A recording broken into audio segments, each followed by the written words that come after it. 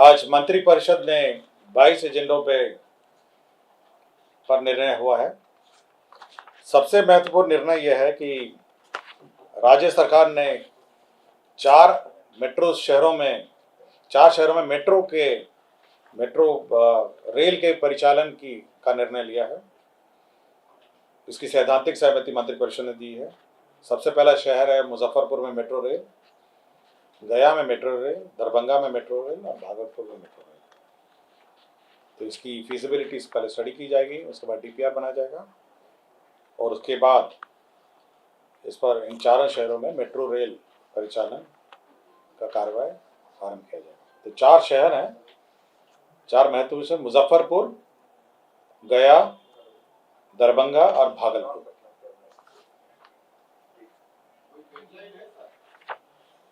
अभी सैद्धांतिक सहमति दी है, इसके बाद इसका फिजिबिलिटी स्टडी किया जाएगा, शहरों का मैप और ये सब है, और उसके बाद इन चारों शहर की फिजिबिलिटी के बाद फिर डीपीआर बनाया जाएगा, फिर कार्रवाई। और इन शहरों में मेट्रो की जो राशि है उसमें सामान्यतः 20% होता है केंद्र का, 20% होता है राज्य सरकार का, और 60% जो फाइनेंशियल इंस्टीट्यूशन है उनका होता है। तो ये शेयरिंग पैटर्न भी रहता है इन शहरों में 20-20-60। तो यही व्यवस्था रहती है। और इन चार शहर हैं, मुजफ्फरपुर, गया, दरभंगा, भागलपुर। दूसरा, ये खेल, आपको याद होगा, खेल विभाग सरकार ने नया बनाया था और ये उद्देश्य था कि राज्य में खेल को प्रोत्साहन मिले और राज्य में जो खेल है उस पर विशेष ध्यान दिया गया। और माननीय मुख्यमंत्री जी की पहले भी घोषणा थी कि प्रत्येक पंचायत में खेल का मैदान हो। आपको याद होगा कि समाधान यात्रा में जब गए थे तो यह घोषणा उस समाधान यात्रा के क्रम में किया गया था। अब यह निर्णय लिया गया है कि हर पंचायत में खेल क्लब का गठन होगा, स्पोर्ट्स क्लब का, हर पंचायत में, और उसमें खेल की गतिविधियां होंगी और राज्य सरकार समय समय पर इन खेल क्लबों को फाइनेंशियल असिस्टेंस भी देगी। तो ये पहला है कि हर पंचायत में एक खेल क्लब, नगर पंचायत और ग्राम पंचायत में। साथ ही साथ यह भी निर्णय लिया गया कि जहां खेल मैदान पंचायतों में नहीं है वहां पे भूमि अधिग्रहण की भी कार्रवाई की जाएगी, लैंड एक्वायर करके खेल का मैदान बनाया जाएगा। तो खेल के लिए बहुत महत्वपूर्ण कदम है कि हर पंचायत, नगर पंचायत में खेल क्लब का गठन होगा और साथ ही साथ राज्य सरकार इनको असिस्टेंस दे पाएगी और खेल का मैदान के लिए लैंड एक्वायर होगा। तीसरा है, राज्य सरकार जो परीक्षाएं ली जाती हैं विभिन्न नौकरियों के लिए, आपका बीपीएससी है, कर्मचारी चयन आयोग है और जितनी भी आयोग हैं, उसमें जो परीक्षाएं ली जाती हैं, यह निर्णय लिया गया कि यदि आयोग चाहे तो विभिन्न चरणों में परीक्षा ले सकते हैं। मतलब जैसे बहुत से बड़ी संख्या हो जाती है, लेकिन जो मुख्य परीक्षा होगी, जो मेन परीक्षा होगी, जो फाइनल कट ऑफ वाली परीक्षा होगी, वह पटना और इर्द गिर्द में होगा। इसका तात्पर्य यह है कि सपोज किसी 25 लाख लोगों ने अप्लाई कर दिया। यूजुअली क्या होता है कि पूरे राज्य में परीक्षाएं होती हैं, फिर उसका इवैल्यूएशन होता है और उसको कट ऑफ मान के फिर उसका इंटरव्यू और जो भी क्वालिफाइंग पास हो जाते हैं। राज्य सरकार ने कहा है कि जहाँ पे इतनी बड़ी संख्या में लोग आते हैं तो पहले स्क्रीनिंग एग्जाम लिया जाए, प्रिलिमिनरी एग्जाम, उसके बाद मेंस एग्जाम जो यूजुअली है वो पटना के इर्द गिर्द लिया जाए। इससे क्या होता है कि एक तो परीक्षा पर नियंत्रण रहता है, परीक्षा पे कंट्रोल रहता है, और जो अन्य जो समस्याएं हैं परीक्षा से संबंधित पटना और पटना के इर्द गिर्द है वो नहीं होंगी। तो ये निर्णय लिया गया। दूसरा यह है कि परीक्षाएं अब ऑनलाइन, ऑफलाइन के अलावा ऑनलाइन भी ली जा सकेंगी। तो ये दो परिवर्तन किए गए हैं कि परीक्षाएं 2 चरणों में ली जा सकती हैं और दूसरा ऑफलाइन की जगह ऑनलाइन भी किया जा सकता है। 2 मेन इसमें परिवर्तन किए गए। अभी तो ऑनलाइन नहीं है, अभी मतलब जो जितने कमीशन है अभी ऑनलाइन भी ले सकेंगे। ये अभी कमीशन पर निर्भर है प्रक्रिया क्या है, और विभाग से संपर्क भी करेंगे। ये परीक्षाएं ऑनलाइन ली जा सकती हैं, नहीं ली जा सकती हैं। हाँ, मतलब ये आयोग पे निर्भर है ना, आफ्टर ऑल आयोग ही पर निर्भर है, आयोग ही निर्णय लेगी। बट ये इनेबलिंग क्लॉज है कि परीक्षाएं 2 चरण में ली जा सकती हैं, प्रिलिमिनरी और मेंस। बीपीएससी में तो होता ही है प्रिलिमिनरी और मेंस, बहुत सारी परीक्षाएं एक ही परीक्षाएं हैं। और अब संख्या इतनी बड़ी हो गई है कि कंट्रोल नहीं रहता है, कहीं जिले के कहीं पता नहीं कौन अनुमंडल स्कूल में परीक्षा हो रहा है, तो पहले एक बार प्रिलिमिनरी होगा, उसके बाद मेंस होगा। मौसम को देखते हुए कृषि विभाग ने एक प्रस्ताव लाया है कि जो डीजल अनुदान है इसके भुगतान के संबंध में निर्णय लिया गया है कि 150 करोड़ की लागत पर डीजल अनुदान योजना लाया गया है। इसमें धान, मक्का, जूट, दलहन, तेलन, मौसमी सब्जी, औषधीय एवं सुगंधित पौधों की सिंचाई हेतु दिया जाएगा। इसमें धान है, मक्का है, जूट है, दलहन है, तेलन है, मौसमी सब्जी है, औषधीय और सुगंधित पौधे। और डीजल अनुदान का रेट भी मैं बता देता हूँ, आप लोग पूछ नहीं रहे हैं फिर भी मैं बता रहा हूँ। यह है 75 रुपये प्रति लीटर होता है और 1 एकड़ में 10 लीटर का प्रावधान है, तो 750 हो गया। 8 एकड़ मैक्सिमम एरिया में दिया जाएगा। बिचड़ा के लिए 2 सिंचाई और फसल के लिए 3 सिंचाई, मैक्सिमम दोनों मिला के 5 हो गया। क्लियर हो गया, लिख लिया आपने। 75 रुपया है प्रति लीटर, 8 एकड़ प्रति एकड़, 8 एकड़ मैक्सिमम एरिया है और 1 एकड़ में 10 लीटर है।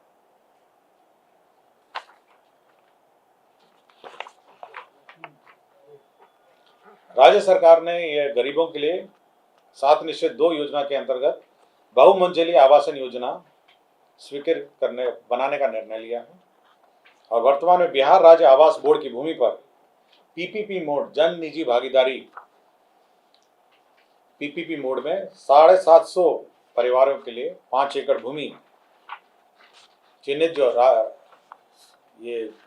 हाउसिंग बोर्ड की जमीन है उसमें पीपीपी मोड में बनाया जाएगा, जिसमें एक डेवलपर आइडेंटिफाई होगा, वो गरीबों के लिए आवास बनाएगा और कुछ जमीन पर वे अपने आवास बनाएंगे डेवलपर। तो ये पीपीपी मोड पे है और ये सभी कार्रवाई आईडीए के सहमति से, जो भी बिडिंग होगी, जो भी एजेंसी का चयन होगा, ये सब आईडीए के सहमति से होगा। और जो शहरी जो बस्तियों में रहते हैं फुटपाथ पे या नालों के किनारे, नहरों के किनारे, उन्हें ये घर आवंटित होगा। खाद्य एवं उपभोक्ता संरक्षण विभाग में 7 निश्चित 2 कार्यक्रम के अंतर्गत दलहन के उत्पादन के लिए बढ़ावा देने के लिए राज्य सरकार ने पूर्व से भी निर्णय लिया है।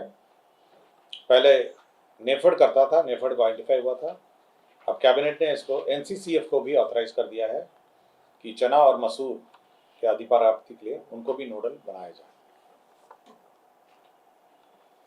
लघु जल संसाधन विभाग का प्रस्ताव था जिसमें मुख्यमंत्री निजी नलकूप योजना हेतु 35,000 नीली नलकूप के अधिष्ठापन हेतु निर्णय लिया गया। इसकी कुल राशि है 266 करोड़। तो जो नलकूप है उसका लक्ष्य बढ़ा दिया गया है, पहले 30,000 था, बढ़ा के 35,000 हो गया है और इसीलिए एस्टिमेट भी 266 करोड़ हो गया है। और साथ ही साथ यह भी निर्णय लिया गया कि पूर्व में जो 0.4 एकड़ भूमि वाले किसान मिलने में मुश्किल था, अब यह है कि जो इच्छुक किसान है, अगर उनके कमांड क्षेत्र में योग्य भूमि होगी तो उनको भी इसके लिए चिन्हित किया जाएगा और उनको भी यह लाभ दिया जाएगा। यह है मुख्यमंत्री निजी नलकूप योजना है। मतलब अगर उसके यहाँ कमांड एरिया में अगर यह जमीन होगी, मतलब जैसे किसान हो और अगल बगल बहुत सारी जमीनें हैं, तो उसको भी दिया जाएगा। 0.4 एकड़ से भी अगर कम होगा, उसका अपना कम होगा, बट कमांड एरिया में बहुत सारे किसानों की भूमि होगी तो इसको दिया जाएगा। लघु जल संसाधन विभाग के अंतर्गत जो सिंचाई योजना है उसको कार्यान्वय और उसको मॉनिटरिंग के लिए जो आउटसोर्सिंग एजेंसी के माध्यम से मॉनिटरिंग के लिए निर्णय लिया गया है। इसमें ग्रामीण कार्य विभाग द्वारा आउटसोर्सिंग के लिए कुछ पर्यवेक्षक लिए गए थे, उसी तर्ज पर अब लघु जल संसाधन विभाग भी इंजीनियर्स और सुपरवाइजर्स लेगा। वित्त विभाग में जो जीपीएफ का लिमिट, 2 कैबिनेट नोट है वित्त विभाग के। एक है जो जीपीएफ का, आपको याद होगा कि 5 लाख का लिमिट निर्धारित किया गया था, अपर लिमिट। अब ये है कि अगर 22-23 में किसी ने, क्योंकि ये निर्णय दिसंबर 22-23 में हुआ था, अगर 22-23 में 5 लाख से ऊपर किसी ने जमा कर दिया है तो उसको भी सूद की राशि दी जाएगी 5 लाख से ऊपर की। लेकिन 23-24 में अगर किसी ने इस रूल को वायलेट करके 5 लाख से ऊपर अगर जमा कर दिया है तो वो राशि जो है, जो इतना राशि 5 लाख से ऊपर है, उसको वापस बिना सूद के कर दी जाएगी। साथ ही साथ इस वर्ष का यह नियम है कि जो लिमिट है, यह भी लिमिट है जीपीएफ में कि 6%, मिनिमम 6% आपको जीपीएफ में कटौती होनी चाहिए। लेकिन जीपीएफ अगर 6% भी 5 लाख से ऊपर अगर हो जाता है लिमिट, तो ये 6% का भी लिमिट शिथिल किया जाए। तो ये 2 कैबिनेट नोट है, ये वित्त विभाग का कैबिनेट नोट है, जीपीएफ के अपर लिमिट का, और दूसरा है जो लोअर लिमिट है, तो वो जो 6% का लिमिट है उसको भी शिथिल कर दिया है। 5 लाख की है, क्योंकि अगर 5 लाख अगर आपको 6% से नीचे हो जाएगा तो वो लिमिट भी शिथिल होगी। राज्य सरकार में जो नियमित कर्मी हैं उनको चिकित्सा और उनके आश्रित हैं, उनके चिकित्सा प्रतिपूर्ति दी जाती थी। पहले उनके जो पावर्स हैं वो रिवाइज कर दिए गए हैं कि किस स्तर पर वो काउंटर साइन होंगे और अप्रूव होंगे। तो 1 लाख तक सिविल सर्जन को दिया गया है, 1 लाख से 5 लाख, 1 लाख से 10 लाख तक जो प्रशासनिक विभाग उसको है, और 10 लाख से ऊपर है जो है आपका ये वित्त विभाग है। तो ये पावर्स चेंज हो गए, पहले 50,000 था लोएस्ट सिविल सर्जन का, उसको 1 लाख हो गया, 1 लाख से 10,000 है, 10 लाख हो गया ये प्रशासनिक विभाग, और 10 लाख से ऊपर हो गया है वित्त विभाग। खेल विभाग में 98 पद, जो नया डिपार्टमेंट बना है उसमें 98 पदों का सृजन हुआ। तो 98, क्योंकि नया डिपार्टमेंट है उसमें पद सृजन नहीं हुआ था, तो 98 पदों का सृजन हुआ है।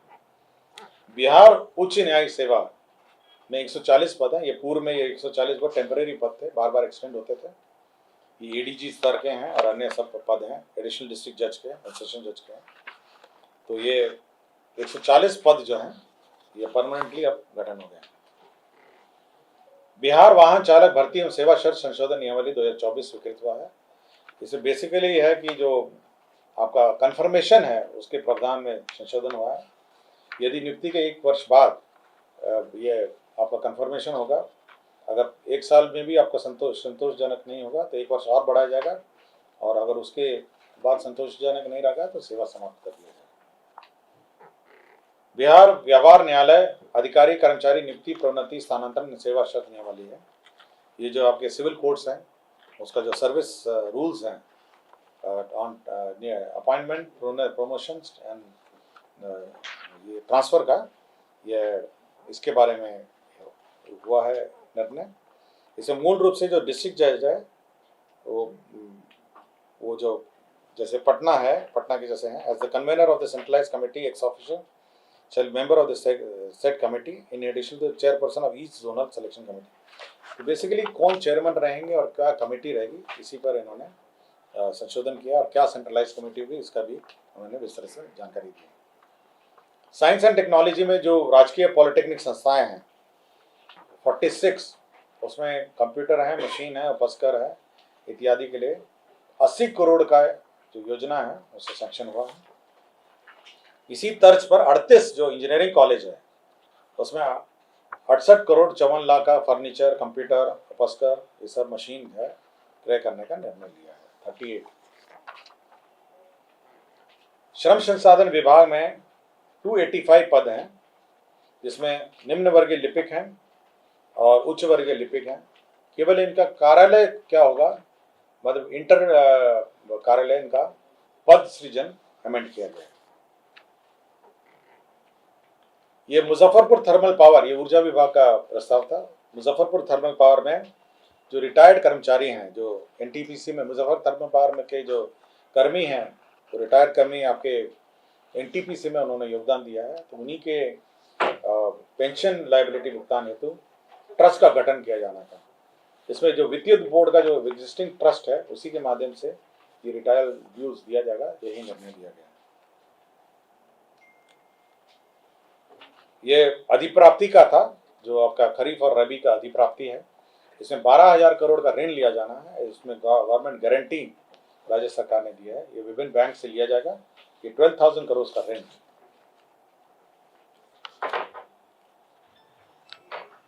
ये मंत्रिमंडल सचिवालय विभाग का है, जिसमें बिहार फ्लाइंग इंस्टीट्यूट का 2 पद है। इसमें चीफ मुख्य उड़ान परीक्षक हैं और डिप्टी उड़ान उप मुख्य उड़ान परीक्षक है। ये चीफ फ्लाइंग इंस्ट्रक्टर है और डिप्टी फ्लाइंग इंस्ट्रक्टर है। तो चीफ फ्लाइंग इंस्ट्रक्टर को 5,50,000 रुपये दिया जाएगा महीने का मानदेय, और डिप्टी फ्लाइंग इंस्ट्रक्टर को 4 लाख दिया जाएगा।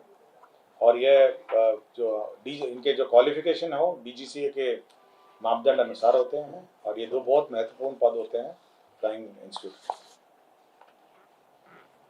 ये खाद्य एवं उपभोक्ता संरक्षण विभाग है। इसमें माननीय सर्वोच्च न्यायालय में सुमोटो कॉग्निजेंस के बाद जो अनुबंध में जिला उपभोक्ता विवाद परितोष आयोग में जो निबंधक हैं, उसके 20 पद के सृजन की स्वीकृति दी है।